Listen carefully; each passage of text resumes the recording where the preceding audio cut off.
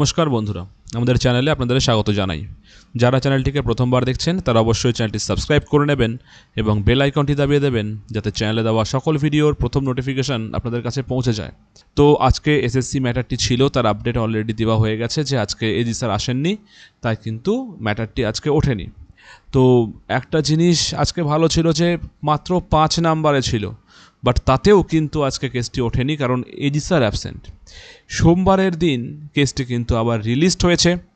আপনাদেরকে একটা ডিটেলস দেখাতে চাই, খবরটি কিন্তু মোটেও ভালো দিকে যাচ্ছে না, আস্তে আস্তে আমরা বলতে পারি। আপনারা দেখতে পাচ্ছেন আপনাদের সামনে স্ক্রিনে, এই হলো আমাদের সোমবারের লিস্ট। সোমবারের লিস্টে গেলে আমরা দেখতে পাচ্ছি কেসটি কিন্তু 5 নাম্বার থেকে পিছিয়ে 35 নাম্বারে চলে গেছে। WPA 12434 Lubana Parveen and others, এই ছিল হচ্ছে আমাদের 10 নম্বরের মেন কেস, যার সাথে কিন্তু গুরুত্বপূর্ণ কিছু ম্যাটার্স, যেটা আমরা বলি 70-70 ম্যাটারটা, এছাড়াও কোশ্চেন ভুল মামলা যাবতীয় কিন্তু ট্যাগ হয়েছে। অনেক কিছু, শুধু তাই নয়, এছাড়াও আরও কিছু টেন্টেড পাওয়া গেছে। তো সব কিছু একসঙ্গে ট্যাগ করা আছে। তো এটা 5 নাম্বার থেকে কিন্তু 35 নাম্বারে সরিয়ে দেওয়া হয়েছে।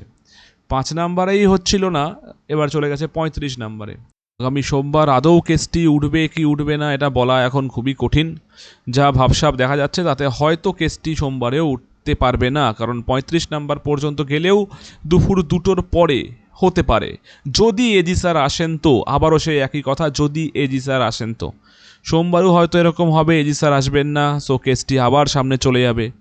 এরকম করে কতদিন পর্যন্ত যে কেসটি সামনে যাবে সেটা বলা মুশকিল। এদিকে অলরেডি কিন্তু 11-12-এর কাউন্সেলিং শুরু হয়ে যাচ্ছে, ওদের নিয়োগ শুরু হয়ে যাচ্ছে।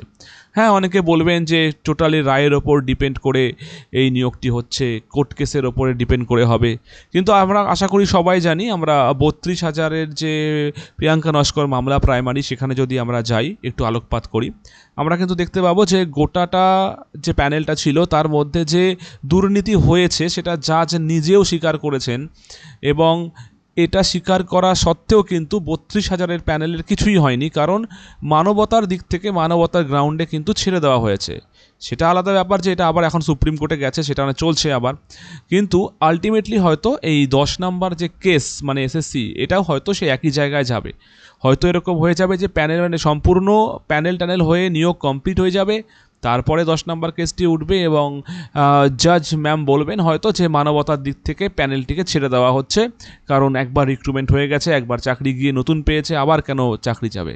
সো আলটিমেটলি এটাই হয়তো হতে চলেছে। দেখা যাক কি হয়। বেকারদের দাম কোনো দিন ছিল না, কোনো দিন থাকবেও না।